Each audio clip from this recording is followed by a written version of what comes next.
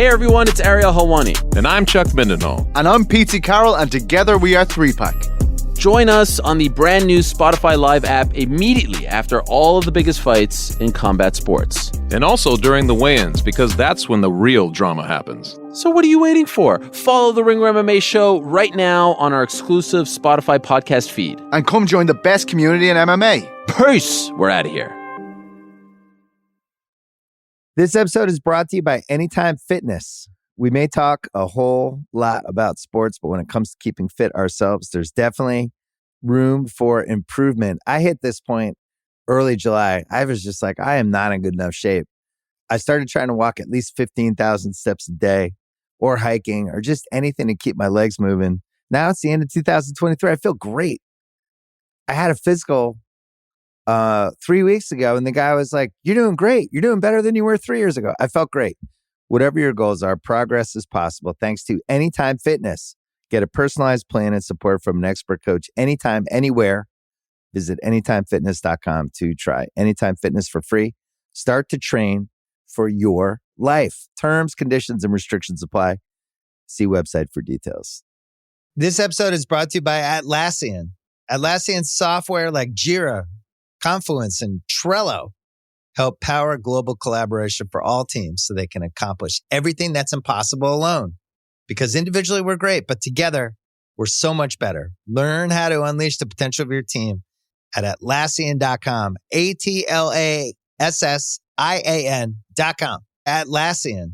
Tap the banner or visit this episode's page to learn more. I need support staff to clear the room. Stand up and walk now. Hello and welcome to The Watch. My name is Chris Ryan. I am an editor at TheRinger.com. And joining me on the other line, he owes me a huge karmic payment. It's Andy Greenwald! And people make fun of me for bringing my backpack with me from room to room. You never know who's going in your stuff. Andy, it's great to see you, man. I hope a West Ham fan didn't steal your phone over the weekend. We are going to be talking about the season finale of season 2 of White Lotus, which aired last night. I want to get into the nuts and bolts of the episode, and then I also want to talk big picture, kind of like what White Lotus and its success this season tells us about TVRN right now. I saw you over the weekend, but it's still lovely to see your visage right now.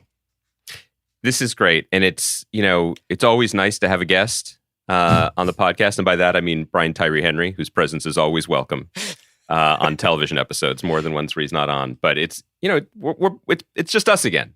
It's just us. You made reference to our year-end TV podcast that we do annually with Sam Esmail, and we want to say thank you so much to Sam, who will never be invited back on the pod. He's worried about that. Sam's welcome. Sam could do multiple times per year. I may not do all of them. But if Sam just wanted an outlet for his takes, he could have them in the watch. We love Sam. I do feel bad. I didn't tell him we were done recording. I just backed out. I believe he's still there at Spotify HQ. That's right. Hey, so speaking of our year-end pod, you on your top 10 list had White Lotus season 2 as your number 8 show of the year. So I thought we would start here. Did the finale improve White Lotus's standing? Did it drop or did it stay the same? It's a great question. I have to say, like, as a parenthetical, post revealing our lists and having a robust conversation about them with Sam, I am more anti-list than I was last week, if only because I understand the reason for the exercise and the fun that can come from it. But like, communicating to people that just because Severance was our 11th favorite show of the year doesn't mean we hate it is really exhausting to me at the moment. So it's funny you should say that, because I went the opposite direction. Yeah, because something happened to me over the course of that podcast. As many people may have noted, I got a little fired up. And often I'm like, I would like to think of myself as either, some would say non-confrontational, but others might say agreeable, you know? So somebody has an opinion and I just am like, that's cool. That's your opinion, you know? And that's why you thrive at Twitter. I didn't mind Sam yelling at me about, say, Atlanta season 3 or whatever. But what I did mind is like when Sam would explain his rationale for his picks, I was like, you got to be fucking kidding me, you know? So it's really actually like reawakened in me it's like, I don't actually think the list is the thing.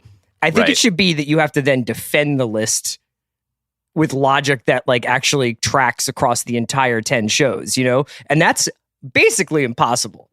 No, I mean, I think that Sam's argument that House of the Dragon was good because he had friends over every week and they all enjoyed it But we is a strong argument. But we were basically like the people from the beginning of WALL-E because we were like, sometimes we like watching slow horses. By the way, I really I treasure both what you just said and the fact that you referenced a Pixar movie. Did you watch that with my daughter also? No, I saw the first. I like to give Pixar movies like an opening 10 minutes because, you know, like that's where all the powerful stuff is, you know? To be clear, the obese pod people don't show up till like 30 minutes into WALL-E.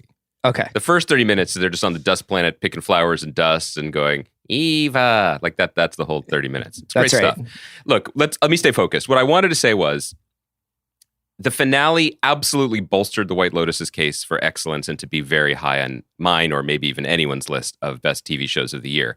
I think that if I was going to get like ticky-tack about it, get into it, does it jump We Own the City?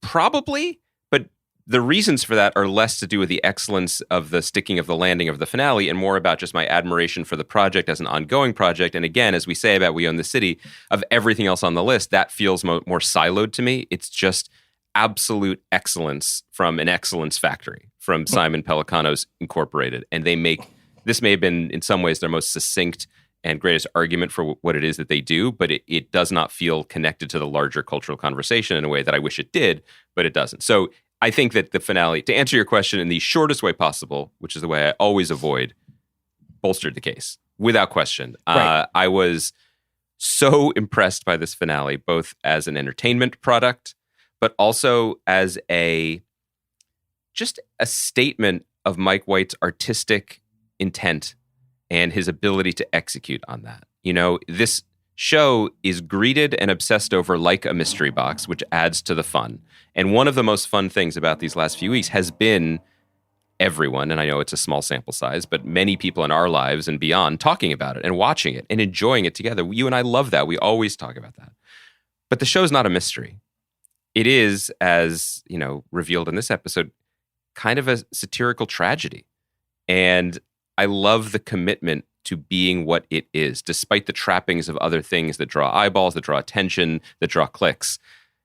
It was so true to itself in the end. And I found that really impressive, especially with kind of the word bravery gets thrown around a lot, but like, I can't believe he did it, honestly. Yeah, that was what I came away from this episode with, is just a sense of Mike White's is a real one. Because Yeah. Think about this guy's career. I think that he has been widely, or at least passionately respected.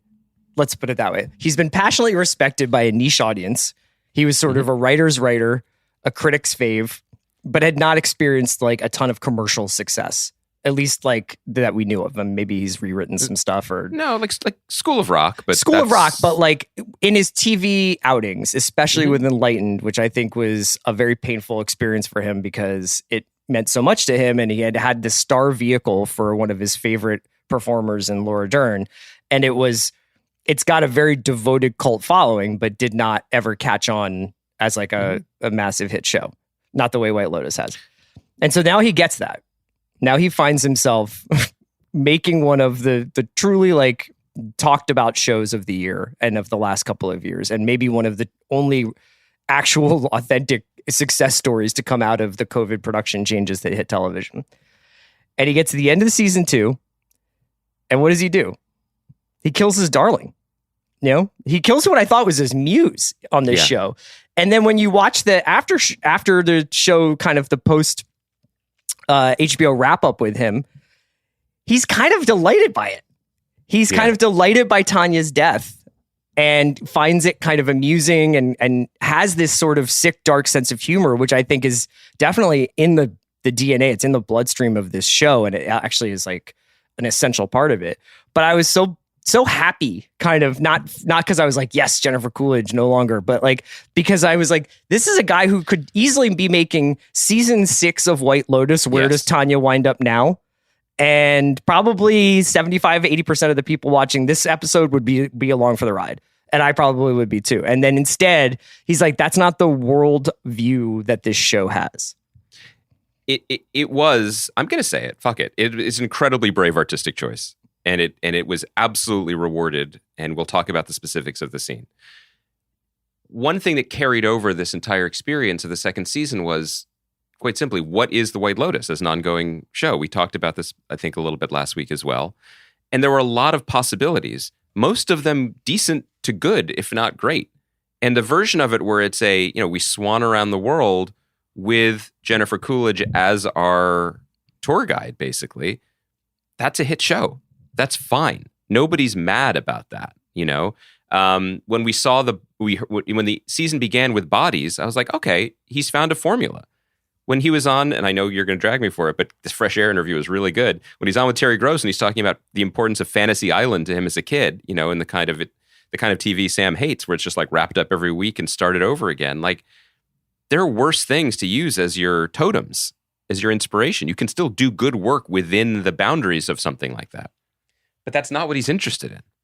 It's just not. And it's interesting. It's an interesting comment on, I think, how all of us have, and not necessarily a negative one, have kind of absorbed TV not just as what's on our screen, but the experience of it, the creators. We pay attention to what's going on behind the scenes, what it means, the working relationships, et cetera, work-life balance, And you could say, well, Mike White has found this success where not only can he make something good that people like, but he can travel the world with his good friend.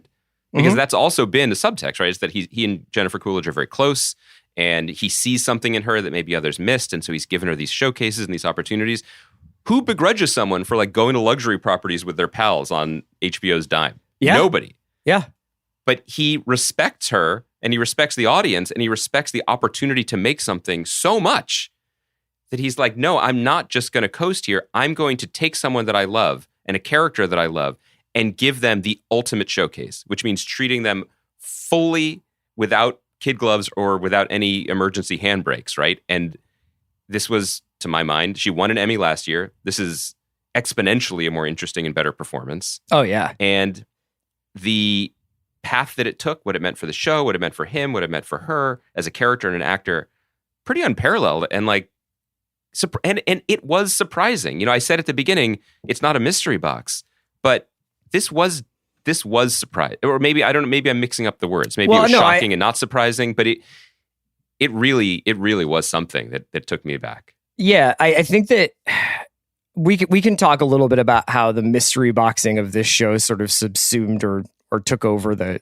discourse around it after a while. But I think it's like, you basically have to keep people coming back, right? You have to leave the breadcrumb trail now.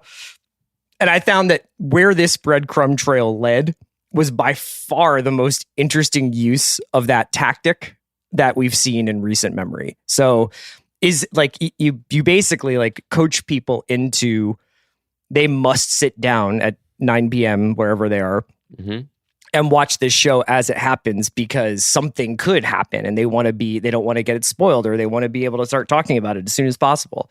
But that's just the Trojan horse to put in all this stuff about the transactional nature of sex, or how to really be happy in your life, or what it is to, all these questions that Mike White's obviously more interested in than a murder mystery in Italy. Although he's obviously quite good at telling a murder mystery in Italy. Yeah. That's the thing, is I think he actually got way better at doing the genre stuff, or at least threw himself into the genre stuff in the second season as compared to the first season, where it was almost like in the first season there was a body bag and it was like, I just did this for HBO and now here's this show. Again, in interviews, he's very upfront about the fact that he figured people would be interested if there was a body. It's not cynical. It's actually just kind of smart business. You know, he gets that, and it works. So why wouldn't he continue to do it? But I agree with the substance of what you're saying, which is, I think he was more inspired and excited by it here, and I think it was clearly influenced by the setting too, and Italian cinema, and we've mentioned, Sam mentioned Antonioni and Fellini. These are things that he's watched and he knows, and what's interesting about him, though, and I think it's not unique, but it's rare in creators, is that he's very comfortable being the writer that he is and letting that kind of seep into or ooze into other genres, but never really straying from what it is that he does and never being self-conscious about that. Mm-hmm. And what I mean is the entire Tanya Quentin plot is not complicated. It is not full of twists and turns and surprises. It seems too good to be true, and then it is. And we see the flash of darkness in Quentin almost, as soon as they get to Palermo. We've known that something was cooking since episode 5. When she goes into, and I was referencing it at the beginning, as Nicolo's bag. Nicolo's, yeah. And it's literally a bag from a Looney Tunes cartoon. Yeah, it's like the clue pieces. It's like a candlestick, some rope. Yeah. Yes, like a bear trap. I mean, what else could be in there? I mean, she finds the props for the murder of an heiress. I mean, she is, in a way, all of it is performance, which is part of it. But the emotional devastation and inevitability of it and the way it tracks to the type of humor that he has, the type of story that compels him. I guess what I want to say is it's really impressive and inspiring that it's just what he wanted to do and he stayed true to it, so that at the end it is, it's surprising, it's violent in a way the show hasn't been. It goes to some unexpected places. But when she's pointing the now emptied gun at Quentin, who is drowning in his own blood on the floor of a yacht he can't pay for, and she says, "Is Greg cheating on me?"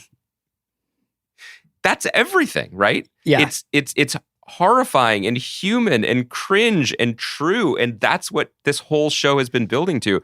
And he pulled it off. He pulled it off with aplomb and style, and we all watched it like it was a murder mystery, but it wasn't. Yeah, and I thought that the best part about the episode in general was what wasn't said and what wasn't explained and what wasn't on screen. So let's talk about some of these unsolved mysteries. For one thing, Quentin does not have a last gasp expository speech about meeting Greg, fly fishing on acid, having some kind of illicit affair, or maybe he's just got a long-standing candle for this guy that's never burned out.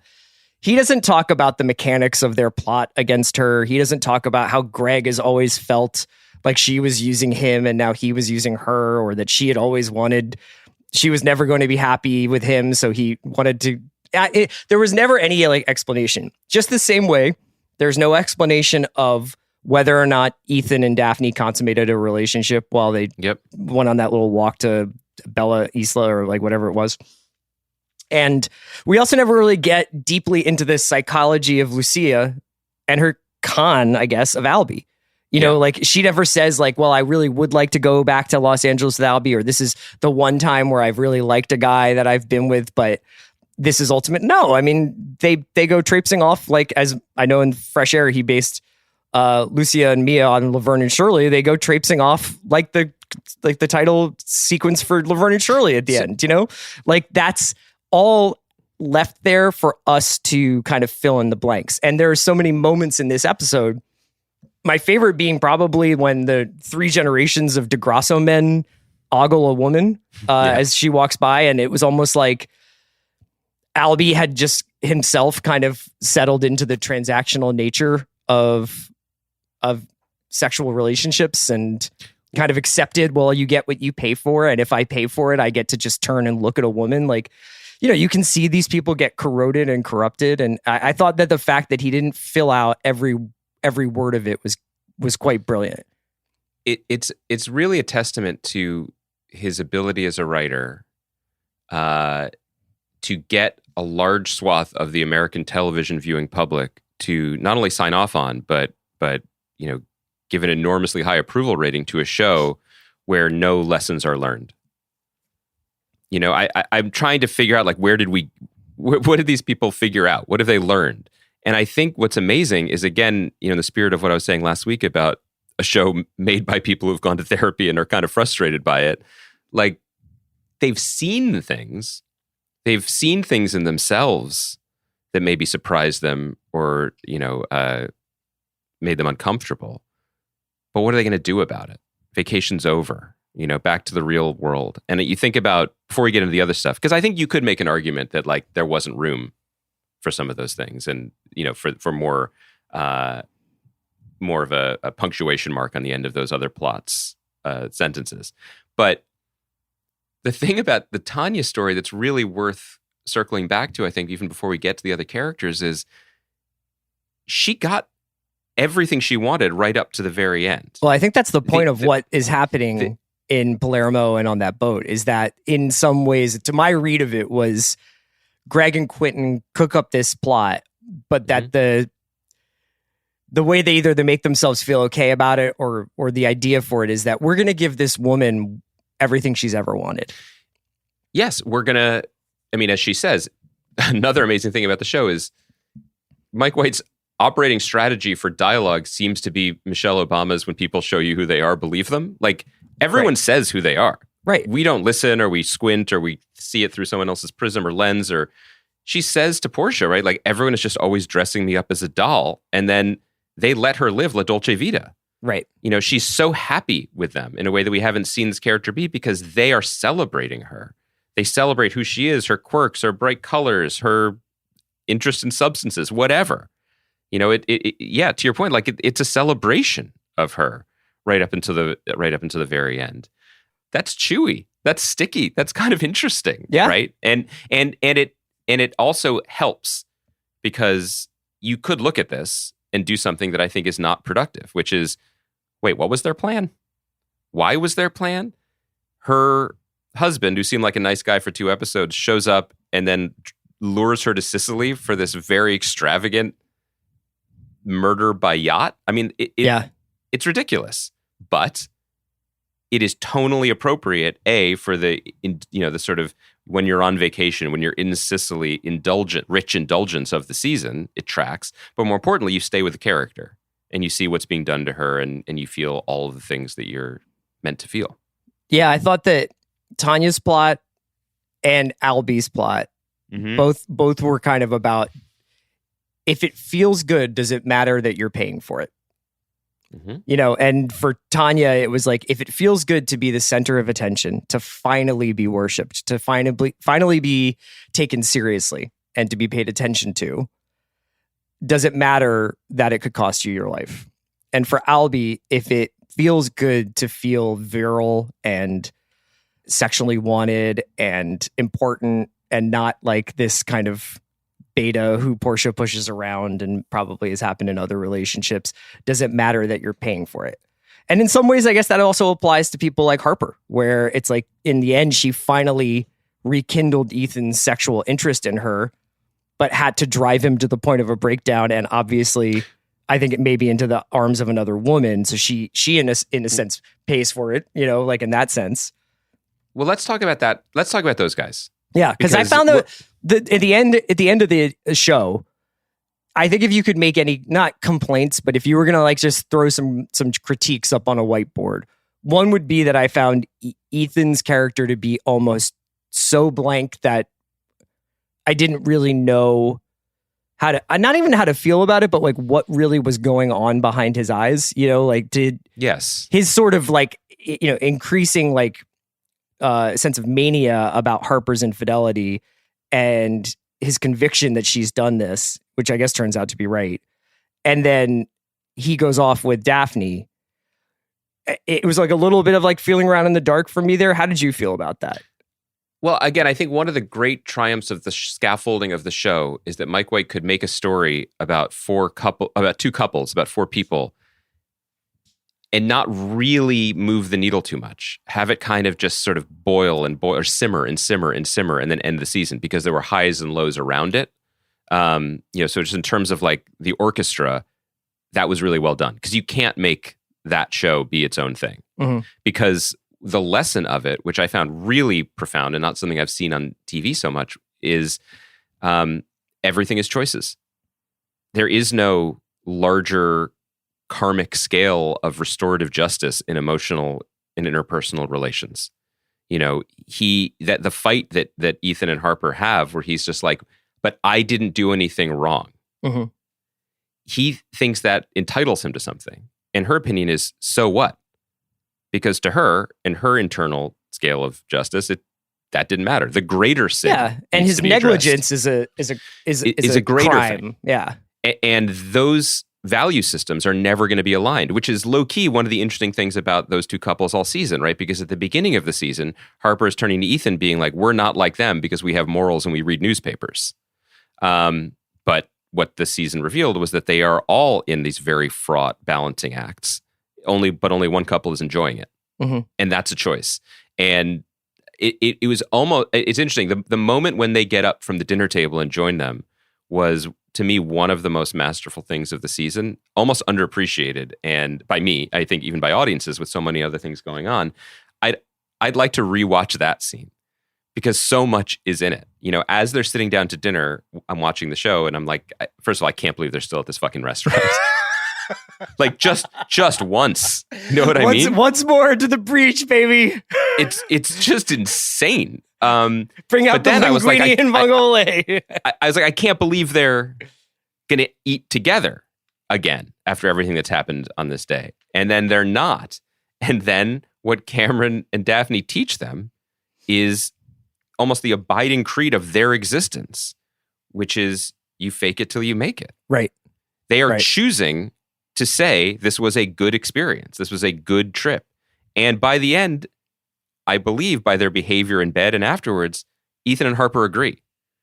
They're like, we can hold on to these resentments and these angers and these things about how things should be. You don't do that. But clearly you do these. People do these things. You can do them. And you can then choose to be okay with it or not. But you can't, well, I guess you can. Many people do. But the one thing that maybe isn't the best outcome is to choose to kind of participate in it, but be angry and resentful about it, like someone's making you do it. And I think by the end of that meal, they're like, this wine is good. These vongole, it's been consistently good for the last 8 nights of dinner. Are we sure it's not the vongole from Monday? It could be. It's unclear. I would be interested in the specials board at the White Lotus rest. Like, do they, does Chef have like Taco Tuesdays? Does he keep it moving? Well, that was one of the things that was funny about this season is that, the first season is much more about these sort of spoiled guests who are very much paying to be waited on hand and foot and made to feel special by the staff. And so much so that the Murray Bartlett character essentially goes crazy doing it. And then this season is much more about these guests wanting to feel important in the eyes of their partners or in the eyes of their, loved. Like it's a little bit more, the transactional nature of these relationships moves from like the sort of employee-employer kind of dynamic to the lover dynamic, which I thought was pretty savvy on White's part. Another savvy thing he did was he cast this show impeccably. It's only 7 hours about, give or take, maybe 7:45 after you add up all the other stuff that's in it. And I feel like I've been living with these characters for seasons. And one of the reasons why is because I think once you get used to the way certain performers have their rhythms, the Ethan Harper casting, especially the Will Sharp, Aubrey Plaza casting, it's like, that just feels like a real couple. That feels like a real couple of like kind of very flat affects. She's flat, but has like a little bit of like some porcupine needles to her. And then Ethan is very much like everything is kind of a poker face for him. And you never really know how he's feeling about a situation until he explodes. And I just have to say, I mean, like, and then contrast that with Megan Fahey and Theo James, who, even though we never really find out if they've brought Harper and Ethan on this trip because they're trying to get money or because they actually just don't really have any friends. And this is like, we can only travel with people as rich as us because you don't want to get into a situation where like certain people can't afford stuff. I thought like the contrast between those two sets of casting was great. I think that I ultimately, again, this is so hard to pull off. I love that I don't care about the Cameron and Daphne reasoning. I think because what they did do is they turned them. They have turned Harper and Ethan into them or a version of them or people that they can actually, I don't know if get along with, because they seem to be able to get along with anyone, but that they can understand by the end. So it's an incredible turn. Like the money part, the professional part becomes irrelevant, right? And I thought it was a really nice, as we always say, Mike White is very, very, very, very aware of what people are tracking, even as he's writing it. Like, I think he really relishes dangling chads, if you will, to a degree that doesn't feel manipulative. It feels celebratory. So I think he was aware that people would be clocking, does Cameron even have money? Is that what this show is about? Does it matter in the end? No, but he does pay Lucia, which then, whether it's the reason why she ghosts on Albie or not, it reminds the audience, whether it reminds her or not, we don't know, that this is transactional. Yeah, I was going to ask you if you thought two things. I had two unanswered questions around that, which is one is, do you think that Cameron paying Lucia changed the calculus as to whether or not she was going to go to LA with Albie, or if that was ever even in cards? Did you think that there was a causal thing there, a cause and effect there? I don't know if I have an answer in terms of the character. I think its placement in the show suggests yes, and is important for that. That especially she's paid and she's happy, and she turns to Mia, who's achieved what she wants too, and it all works out for them. Yeah, it does. And because she has that crisis, literally a crisis of faith earlier in the season, where she's just like, this is bad. Like, we're doing bad stuff here. We shouldn't be doing this. And then Mia kind of turns, and I think that Lucia is like, what have I done? And then she meets Albie, and off screen concocts this. Alessio is going to be my fake pimp who's going to like con this guy into. But is it fake? Yeah, he's like a doorman at a hotel. He's like he seems like a lovely little guy. That's who that was. Yeah. Okay, yeah. I wanted to track that. That I was wasn't a con. entirely sure. I think that was all a con. That him following them and smoking and being like the rough pimp is like completely fiction. I thought that was what's happening, but I was not tracking it. But I wonder whether or not earlier in the season she's like, this is a mugs game, like waiting on these guys to go to the bank to cough up euros. Yeah. Is a losing proposition. But then at the end of the season, she's like, holy shit, like this pimp thing works, and this guy paid me, and I walk out of here with 63,000 euros or whatever. But also, isn't romance a mugs game? I mean, I think that's the other piece of it, like Albie being like, I'm going to take this woman back to Los Angeles with me is a mugs game. Literally everything on this season that appears too good to be true is too good to be true. Yeah. Whether it's, Tanya being celebrated by the high-end / murderous gays, whether it's Portia finding the one soccer hooligan who's gonna like keep it together and show her a good time in Palermo or in Sicily. But also the Tanya storyline isn't exactly subtle, but the small things that we're not going to spend a lot of time focusing on, right? Like you referred before to the Albie and Portia dynamic, and like we know from early on in the season, by episode 2, Portia's like, whether she says it or not, she's like, I have bad instincts when it comes to men, or when it comes to relationships. It doesn't mean she should be attracted to Albie. Based on her clothing choices, she might just have bad instincts. The clothing really is triumphant, and there were some articles written about the design, and especially with the Gen Z character. Like, I loved it. I think that's just an unsung hero of the show is the wardrobe department. But the show exists in a place of nuance that a lot of shows just aren't afforded the opportunity to get to, whether they're able to or not, whether the creators can even pull it off. Like, Albie is a better choice for her than the fucking lunatic Jack, but the heart wants what it wants, as a great filmmaker who we don't talk about anymore once said, right? Like, that's what the show exists in, that and allows that to be the case. Michael Cimino, who are you talking about? It was Michael Cimino. Yeah, he wanted to keep spending on Heaven's Gate, from what I understand. I wanted to. I have one more unanswered question I wanted to throw. Okay, then, because I did want to go back to Ethan and Harper, but that's let's do why unanswered. Good job, because I want to know whether you thought that Ethan and Daphne slept together. I love that we don't know. Mm-hmm. I feel what was interesting to me about that scene, and again, if you're doing stealth MVPs of the season, Megan Fahey is maybe number 1. I loved her performance throughout. And she does a thing in these scenes like that. She basically gives the same speech twice, right? Mm-hmm. She gives the speech to Harper where she shows the picture of her kid who may actually be the son of her trainer. And she says it essentially again, which is, you have to find a way not to be the victim in the story. And when you make that decision, it's easier. Mm-hmm. It's literally easier. That's money makes things easy, but actually choosing. She's modeling how to like enjoy life no matter what's underneath the hood. She's like, I want a massage. Yes. I want to go to the island. I want to do this. Like she wants to go to Noto and get drunk with a friend, and it doesn't matter if it winds up setting off all this stuff in motion. And I think that that you can take a step back from the Harper, Ethan, Megan, Harper, Ethan, Daphne, Cameron storyline and be like, there's almost a mythical quality to what Cameron and Daphne extract from Ethan and Harper. They're almost like they're guides through another world, the underworld. And this is the thing that I love about this entire arc. She's not wrong.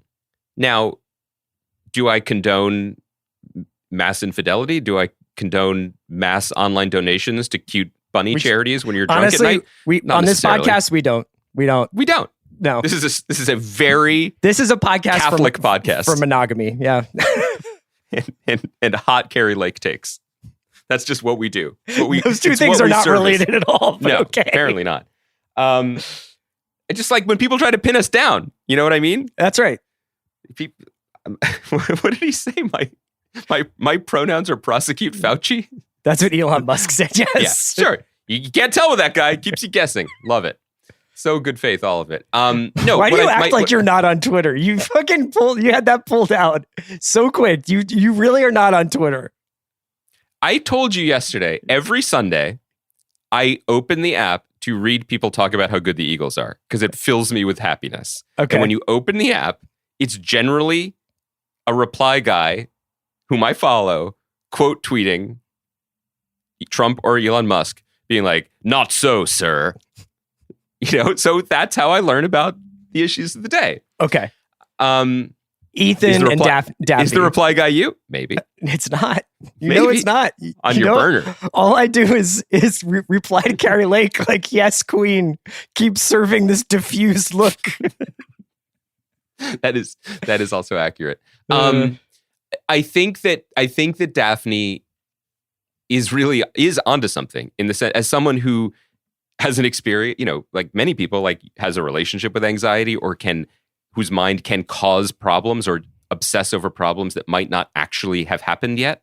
You remove yourself from the present and you park yourself in some future catastrophe because that feels more familiar or more manageable. You can work on that. Like that is change that you can do where you can be present in it. Now, would I perform my life the way she does? Unclear.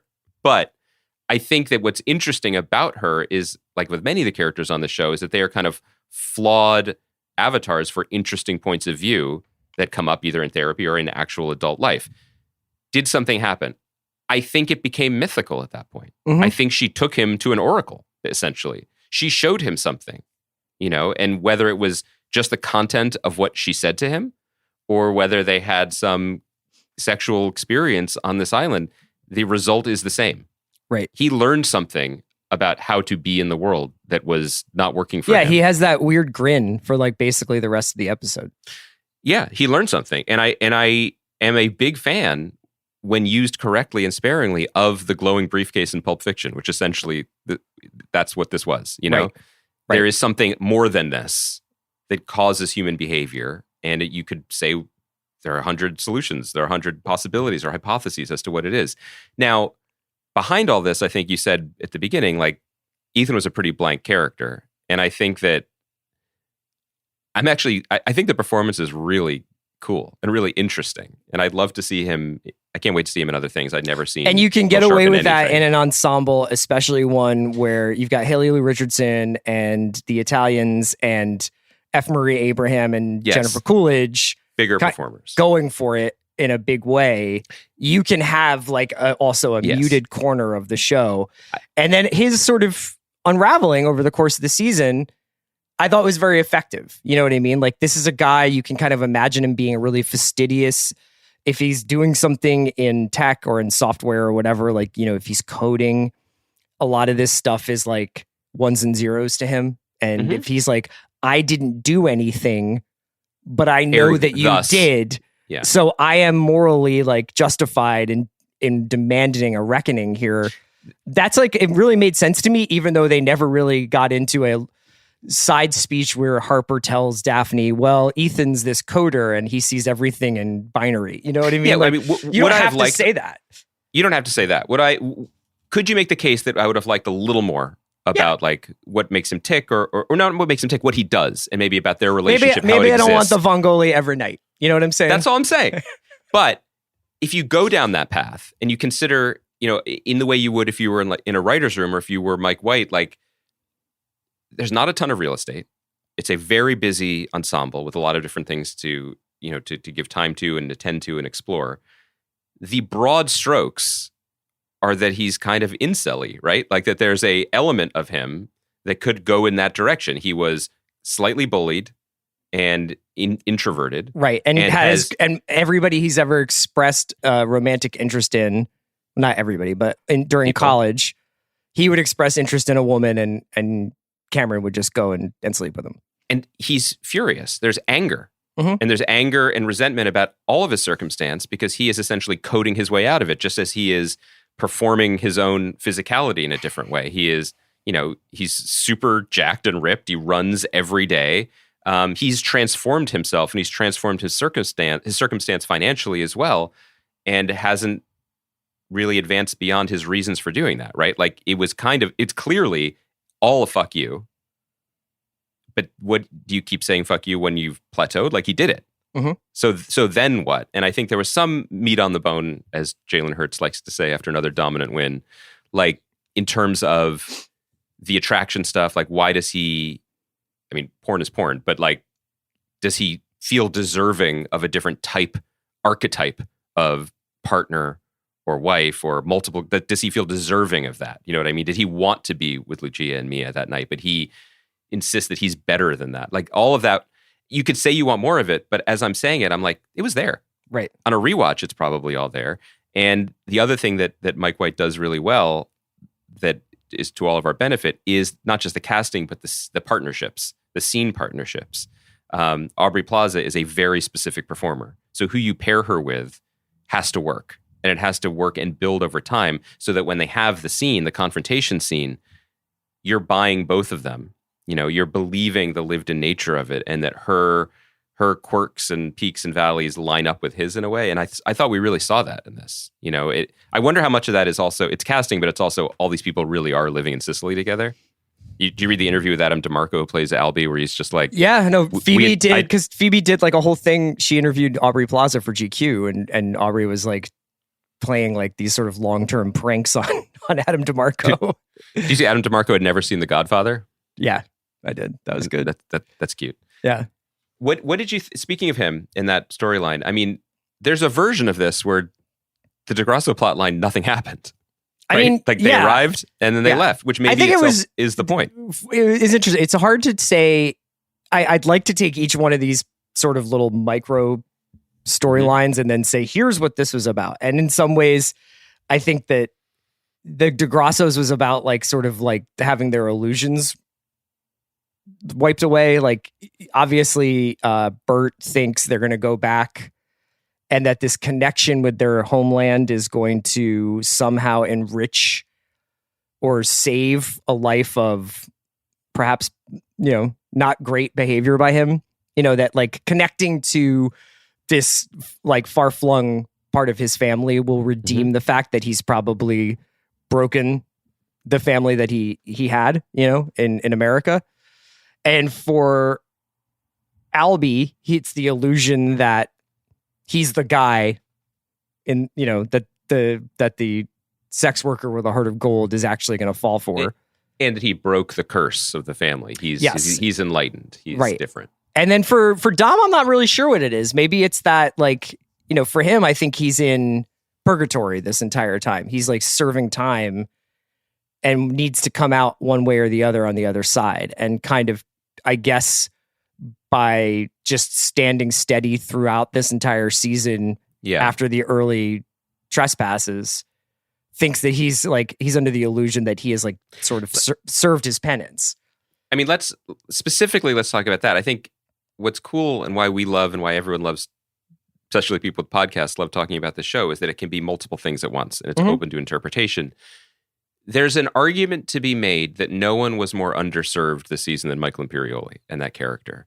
That, to your point, he began with a head full of steam and other things and then settled into Dante's Purgatorio for the remainder of the season. And he was either playing his anger up towards F. Murray Abraham or his disappointment and condescension down towards Albie.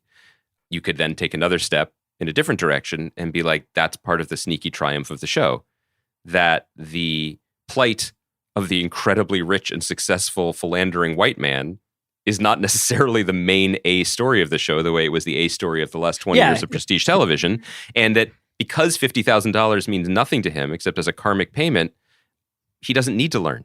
The Nothing rich guy needs wearing to cool change. sunglasses is no longer the main character. And he's fundamentally uninteresting because he doesn't have to change, because he can use his status and his power and his money to bend reality to accept him back. He hasn't changed. He hasn't learned anything. He's seen some things. If he's suffered anything, it's some indignity or embarrassment in the eyes of his son, which does matter to him, but it doesn't matter to him enough to see beyond the short-term gain of like, you'll make things good with your mother for me, based on nothing other than what Albie wants. I mean, so that's kind of what I love about the show. Like, hidden in, it's not just that he hides, the things that interest him character-wise or emotionally within a murder mystery, and he gets away with it, Trojan horsing it. He's doing a lot of other things too that I think are significant, like having a character just sort of settle into purgatory for the majority of the season and leaving us with that. Yeah. You're not supposed to do that. That flouts all note giving. It flouts all television structure advising. It doesn't make sense, but it lands because there's so many other planes in the air. This episode is brought to you by Mint Mobile. New Year's resolutions are fun the first couple of weeks. Then you kind of maybe conveniently forget about them halfway through January. No shame. It happens to us all. But this year I have a foolproof plan, at least when it comes to saving money. Just switch to Mint Mobile and you're done. Goal accomplished, because for a limited time, their wireless plans are $15 a month when you buy a 3-month plan. The great thing about Mint Mobile is there's no jaw-dropping monthly bills or unexpected overages, and all plans come with unlimited talk and text.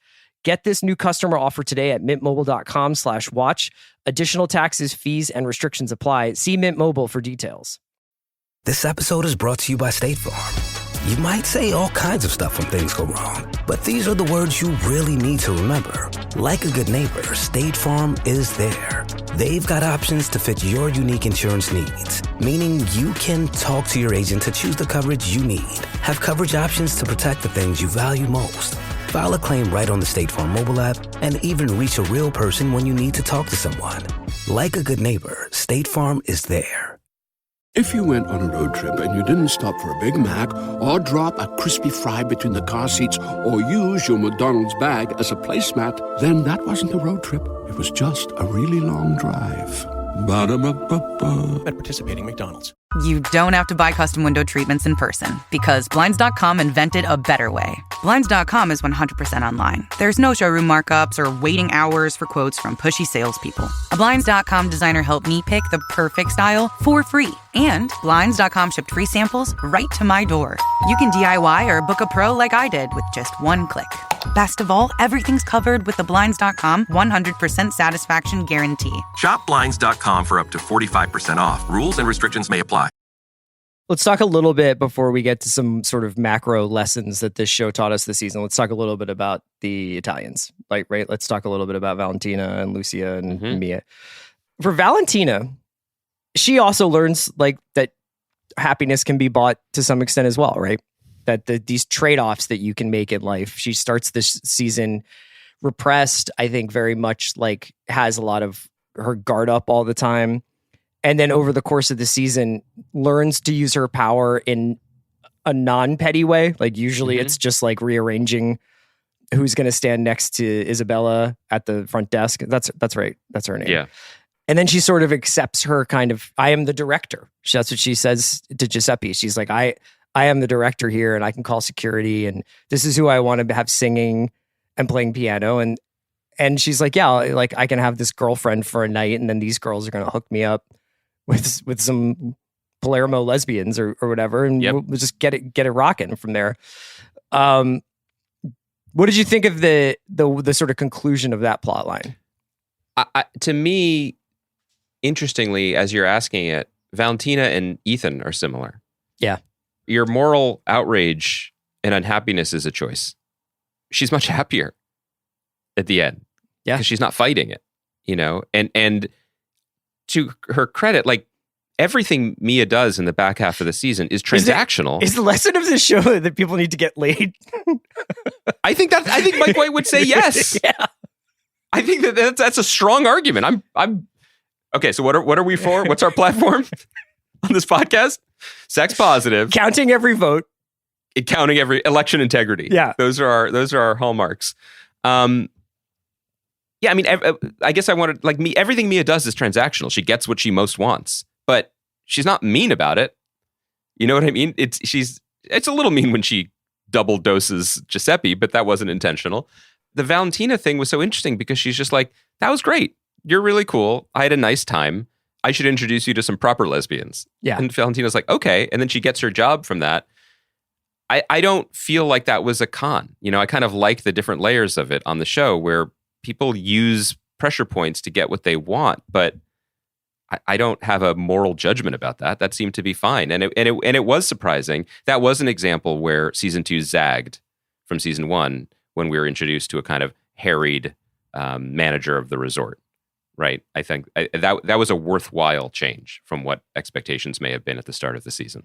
I only had one other thing that I wanted to throw at you about the sort of scene to scene work that happened in the finale. And that is that this was an episode that I thought showed the totality of Mike White's grasp of filmmaking and storytelling. Because I have to admit, again, my wife Phoebe and I really did it up last night. We made like a lemon ricotta pasta. Look at you. We popped like a sparkling white that had like some tangerine over like notes to it. It was really quite nice. Would you characterize me as a sparkling white? Sometimes. Not always. Sometimes a little flat. It took us basically 2 hours to get through this episode between the pausing and the chatting and stuff like that. And I think part of it was that like there were some real nail bite white knuckle moments in this episode, no more so than the Jack Portia stuff, which I thought was just fucking awesome and breathtaking. And really like, I saw a bunch of Rembert, our buddy Rembert especially, being like, I can't believe she waited until she gets in the car to start asking all these questions. Yeah. But I was like, damn, I don't like when he takes her to the outside of the airport in Catania, I was like, this is an incredible place for this to end. And I thought that the kid, is that Leo Woodall is the name of the guy Leo playing Woodall, Jack? yeah. What a fucking find that guy is. I mean, I know that he is basically like, I'm from Essex, and I feel like he's going to be in stuff for a while now. And I thought he was dynamite. I thought Haley Richardson did a great job completely filling out every part of Portia. And I was like, legitimately like, this is a great thriller during those scenes. Do you know when actors are interviewed, even sometimes when we interview actors, and something that almost always comes up is, did you fill in a backstory? Yeah, right. Or did the director or writer give you the backstory so you could play the scene? And the answers are vary. Sometimes people are like, yes. They've been asking White Lotus folks about this, especially in Vulture. They've been like, oh yeah, well, like Valentine, the woman playing Valentina said, like, Mike did not give me a lot. Will Sharp seemed to have like a lot about Ethan though. So every actor is different. Some people want things, some people don't. Every writer is different. Some people love to load people. I mean, there's no one way to get to it. The reason I bring it up is I rarely think about any of that when I'm engaging and watching something. And the moment in the car when Portia says, so you fucked your uncle, what Leo Woodall does in that moment with his face and with his emotion and with his body, especially in comparison to the person that he's been for her and for us, all I was thinking about was he knows everything that happened. And it doesn't actually, I want to be clear. I don't mean that like he had like a PowerPoint presentation of the events of Jack's life. I just mean his body remembers. That there's that trauma book, like Body Keeps the Score. Sure. That's what I thought of in that scene. It was such an amazing performance and moment. Top 5 trauma book for me. Is it? Did you seek solace in it after the disappointing events of the election this year in Arizona, in your home state, your adopted home state? I thought that was just wild. And the attention the show does pay to class and employment dynamics too. There's a version of it where Portia like becomes a hero, right? And like gets the carabinieri and they have hydrofoils out to the yacht and they rescue Tanya. But this show doesn't exist in that world. This show exists in a world where self-preservation. Working for Tanya is weird and fucked up. Yeah. Bad shit, like catastrophically bad.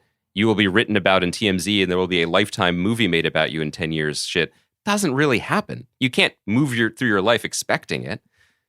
So she gets on the airplane, right? Yeah, I mean, she knows. She knows when Albie says there was a shootout on the boat and there's dead bodies in the water. I mean, she's like, that's Tanya. She knows.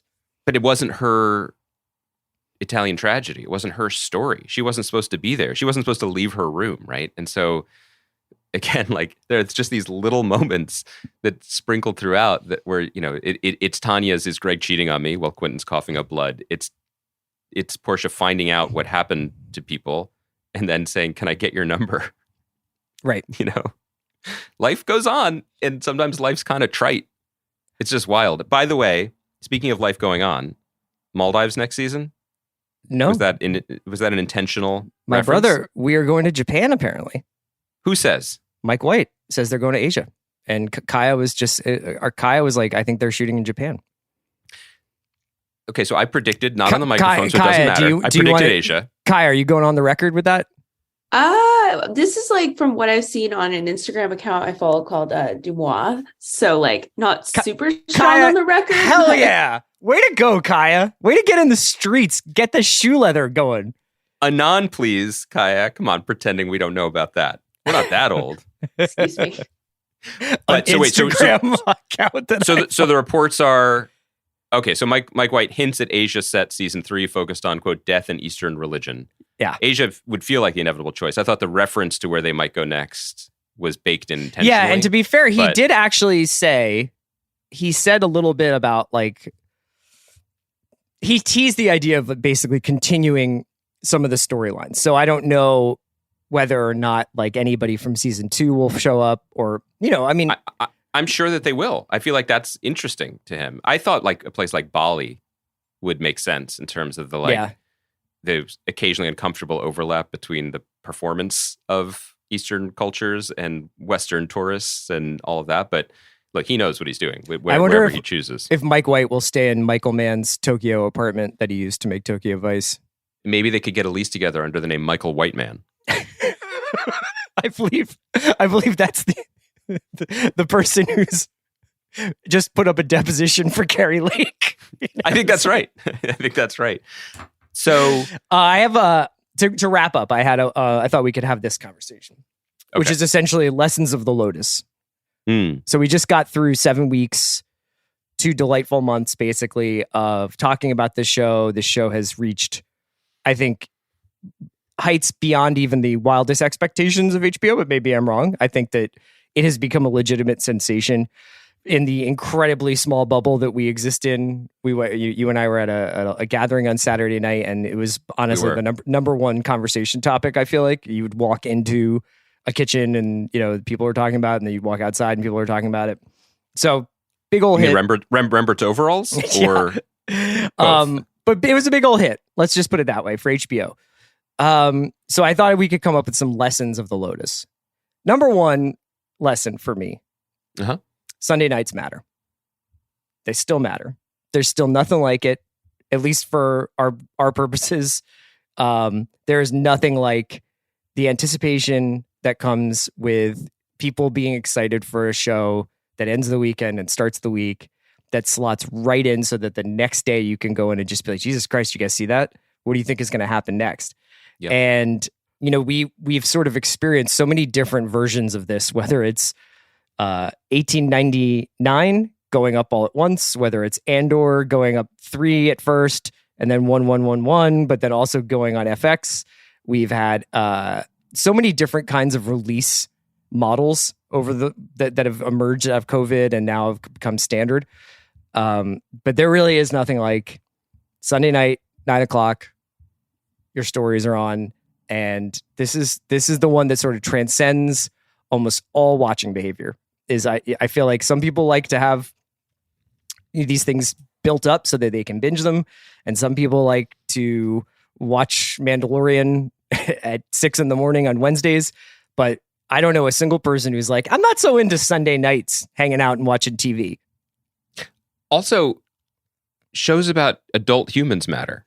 I'm not relitigating House of the Dragon. I think there's room for big monocultural genre things up and down the board, and there should be. But there was something extra about this, right? That like people were watching it for a lot of different reasons, not to find out, who the dragon eats this week or whatever, or who washes up on the shore, but because they saw pieces of themselves, maybe pieces of themselves they don't like, or other people that they know. There were a lot of different ways in, which felt really good. And I think the other part of it that was surprising to me in a good way, the approval, this is all conversational, this is anecdotal, but people seem to really like the season. People seem to really liking this season in the show. It hasn't reached a point where people don't seem to be hate watching it. They didn't seem to be watching it with an expectation that, oh, I hope we achieve the heights of the Connie Britton storyline in the first season. People were ready with these people and engaged with it on its own terms in a way that felt kind of rare, right? It did not feel to me, maybe after the first or second week, to be constantly looking backwards, like people were comparing it. Right. That's pretty rare too. Second years of things, you can see diminishing results, even if those results are still at a benchmark that's successful for everyone involved to get you a third season. This feels like it's opening up and growing. And then you get this punctuation mark at the end of the season that's like, nope, it's not just going to be what you thought it was. We're going to draw blood, even though we're an ongoing series now. Yeah. Remarkable. And I didn't even answer your question. Sunday nights matter. Yeah. It matters. 1899. Guys, I'm still watching it. But do I feel the sense of fun or urgency in watching? I mean, it's not a very fun show. Even when I like it, it's not a very fun show. But it does feel a little diffuse, just to be checking in with my homies on the ship. They are on the ship, right, Chris? They're absolutely. Totally. It's a nautical adventure from what I understand. One hundo on that ship. Thank you. Okay, so lesson number 1, Sundays still matter. Lesson number 2 from Andy is adults matter. And having shows where people can see something of themselves or their experiences, that matters. This is the one that I was most interested to get your thoughts on. Is all shows are mysteries now? ? So you kind of touched on this a little bit about the idea of drawing blood, and I just thought I would throw this in there. I don't like praising one show at the expense of another, and God knows that you won't find very many bigger Succession fans than me. But I did think that these two shows were both like dramedies that got subsumed by the mystery box conversation around them in some ways in terms of the discourse. And I thought that probably benefited those shows, Succession and White Lotus, in terms of like week to week audience. And especially probably if you miss the first one or second one, and then you get caught up with it. And then you're part of the avalanche of speculation, and people are breaking down, the art in the hotel and what dress Tanya is wearing and how it's the same dress as Apollonia and Godfather and all this stuff. And a lot of that same kind of Easter egg hunting and deep textual analysis happened with Succession last season. And it was really about like what's going to happen and what's going to happen and what's going to happen. And then as you got towards the end of the season of Succession, and this is, I guess, a spoiler for Succession, but there's that pregnant pause of a week where everybody is wondering whether or not Kendall is dead. Mm-hmm. I was incredibly excited about the idea of Kendall Roy dying, even though he's my favorite character on that show, because I thought it would have been brave and I thought it would have been a logical conclusion for that character.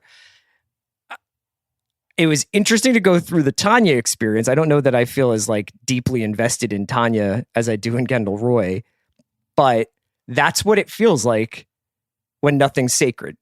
And I think that if shows are going to commit themselves to being mystery in name only, or everything but a mystery, but still a mystery, or whatever you want to call this sort of phenomenon of turning adult dramedies into Lost, then I think that the creators need to have a trigger finger and be willing to get rid of stuff, because you got to feed the beast when you start to get into this kind of industry.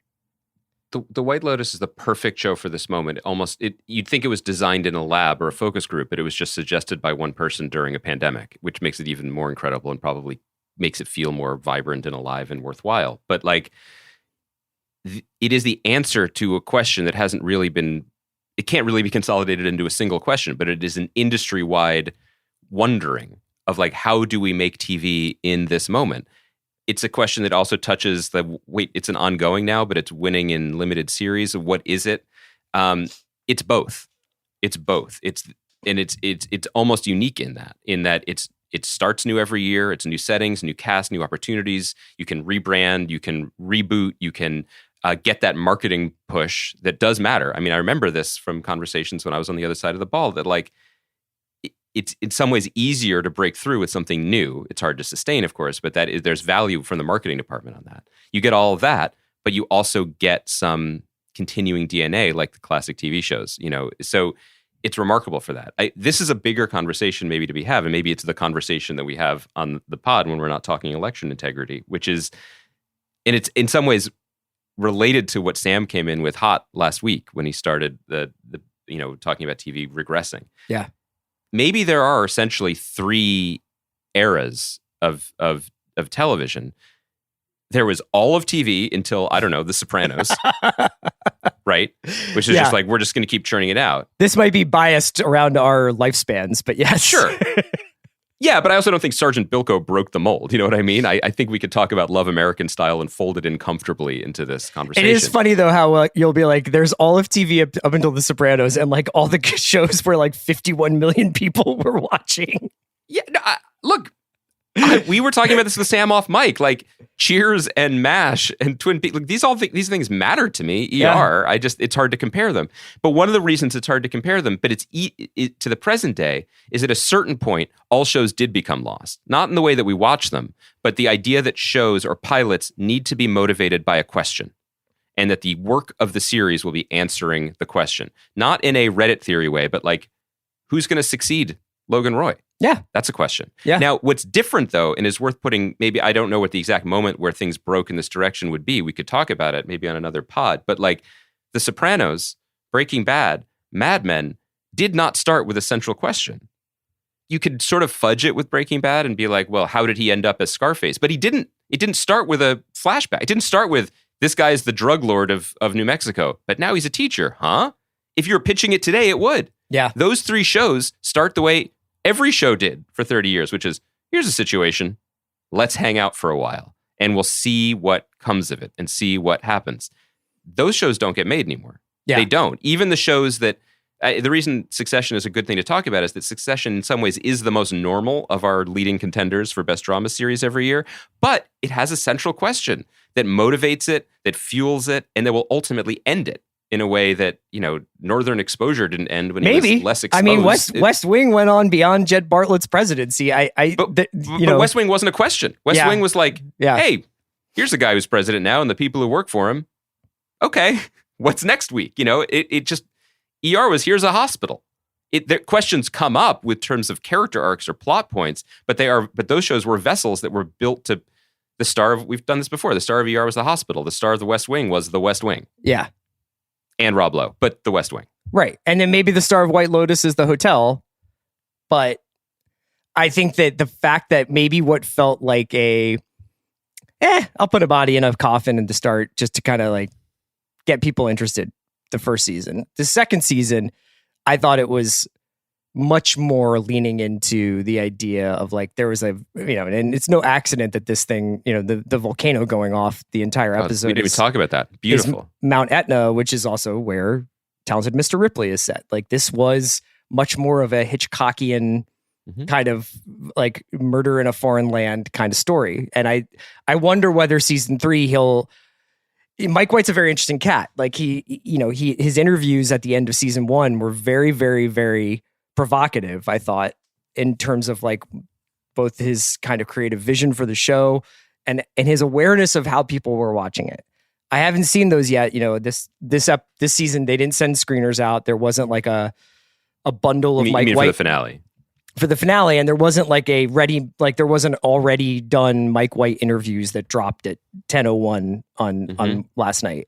So we'll see what he says about the show going forward. But I wonder whether or not he'll be like, this isn't a mystery. Like, I don't want to make a whodunit every season. What this is about is putting people in what's supposed to be the most comfortable positions, but wind up being the most uncomfortable positions.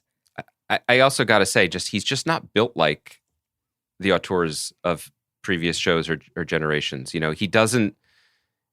Maybe it'll be different when his interviews drop today or next week or whatever. But like when Matt Weiner would do interviews about Mad Men, which I am not criticizing that show, which is almost total perfection for me.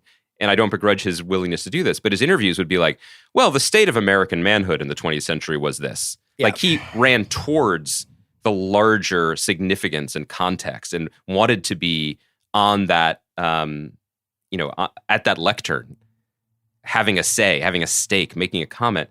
And I think Mike White, especially in these interviews, it's partly effect. I mean, he's a performer too, but I think it also seems very genuine where he's just like, I like kitchen sink dramas from Broadway because I read those and they felt classy to me. And I like probably Patricia Highsmith novels, but I also like Survivor and Fantasy Island. And I have some friends with interesting personality quirks. And I took a trip with my dad once. Yeah. I really think that one of the things that sustains and will sustain the success of the show is his humility about it. He's like, I have an opportunity now in an audience and it's so fun to have that. Right. But what interests me still interests me. And I don't think, I just love that about the second season. I did think the first season tried to wrap its arms around some really big things and have something to say about them. And this season didn't shy away from big things, but I don't think it, that's kind of a straw man argument. It was not a didactic season of television, but this one just kept circling back into the kind of mushy middle of the people, which is really, really the kind of drama I like and is really, really hard to do on TV in any era, but particularly in this overheated, how are we, what questions are we solving, who did it, what's going on era. Yeah, and I thought that, he obviously knew what he was doing because the set dressing, the not Easter eggs, but like there was grist for the mill for people to analyze, like, okay, what's the myth about this statue? Why is this head in the room? Why is this painting of Saint Margarita like on the wall? Like, why is all the things that he was doing in that regard, I thought really did propel the conversation. It'll be interesting to see if he does that again next season. The last lesson I had from this show, which isn't unique to this show, but is a lesson done this just the same, and we haven't really mentioned this person's name that much in this pod today, is how desperately and how necessary it is for shows, be it a show in its fourth season, be it a show, it's a limited series, is that somewhere in the course of the season, there needs to be a gear shift. And the gear shift in White Lotus season 2 is Tom Hollander. It really brought a sense of A, romance, B, mystery, and C, fun to the season that I didn't know that it had necessarily with just Tanya and being on the back of a Vespa. And it made me realize, like, you manage these things like a bullpen, and you can bring an arm out to change the game if you want to. And I would love to see more shows do this. Like, I think sometimes you can see the kind of like, this person has been hired for a 3-episode arc. Yeah. Or I've also seen, frankly, you're not going to really care, but on Yellowstone, they've made a lot of mistakes where Yellowstone's made some mistakes where they're like, John Dutton has a vegan girlfriend now, and it's like, who among us? This is really not working, and I don't really know like how much longer you can sustain this, or how long Piper Parabo's contract is for, but this is now kind of getting in the way of what is already like a show that seems to be a little bit aimless. Yeah. Like, I think that Mike's ability to say 3 episodes and then we're going to bring in a fireballer at the 3rd or 4th episode. He did it with Molly Shannon. He did it with Tom Hollander. And it's just like an absolutely just a perfect maestro way of controlling the orchestra. But I love that observation. I also think it's relevant to what we were just saying about how to straddle the eras of television, because I think that bringing in someone to change the game, like that's a hallmark of long-running, serialized or not, shows. Like I remember when Justified was out and then Margot Martindale comes on the show and everyone's like, oh my God, this is a totally different thing now thanks to her. Or, what was really good about that was Damages. Like, guess who's doing this now? Oh, Ted Danson's here. Wasn't Forrest Whitaker on the show? Like, they would just call in these heavy hitters or big free agent signings to come wreck shop and change the show that had it hadn't even grown stale. But, the perception that for another, which is another year. I think Andor had that by the changing of the settings, and like you get to exactly. It's like fucking Andy Serkis is here. This is like a completely different vibe. So what I mean is bringing that energy, making even short games bullpen games. I mean, it's White Lotus season 2. It's 7 episodes. You have however many credited casts from jump, 9 people. Tom Hollander doesn't show up until what, 3 or 4? Well, it's really only 6 episodes if you take out all the shots of water. That's fair. That's fair. I feel the same way about 1899 because that also is a show set on water from everything that I'm understanding from the discourse. But you know what I mean? Like bringing that's a pretty exciting, chaotic disruption to bring to the limited series space. Because usually I think, again, you're always looking for a way to switch it up, to surprise people. And I think that we have settled into like, okay, 6-episode limited series, look who they got for this. Like Fleischman's in trouble. It's like, okay, we got Eisenberg, we got Kaplan, we got Danes. They're on the poster. We're good. We don't need to start scouting the waiver wire in episode 3. Right. But it's a really good observation for how to keep people entertained and to just not settle. Yeah. Even within something that is relatively limited. We can wrap it up there. I thought it was a great season of television. So fun. Yeah. That was really fun talking about it this season. Andy and I will be back on Thursday. I think we're going to talk about The English because that is a show that wound up on Andy's top 10 kind of out of nowhere. I mean, really without much discussion on this pod. And I've since caught up and I got a lot to say about it. So if you don't know what that is the Emily Blunt Western that's on Amazon Prime. Comes from Hugo Blick, who did one of our favorite shows of the last 10 years, Honorable Woman. And really excited to chat about that. Really, really, really unique and inventive show. It is really worthwhile. You may not like it. You may love it. It's beautiful. It's confounding. It's surprising. It's really worthwhile. And I think people should check it out. All the episodes are on Amazon now. So we're going to chat about that. We're also going to get really deep into finding out whether or not Henry Cavill's coming back as Superman, Andy. I'm dying to know. I got reporters on the ground in 4 different countries trying to figure it out. Thank you to Kaya McMullen for producing us today. We will be back on Thursday. Hope everybody enjoyed the season of White Lotus, and we'll talk to you again. Michael, White Man versus Black Adam. That's all. I've just been tweeting that at James Gunn. For instance. Yeah. But we're not ready to have that conversation. Okay. Bye.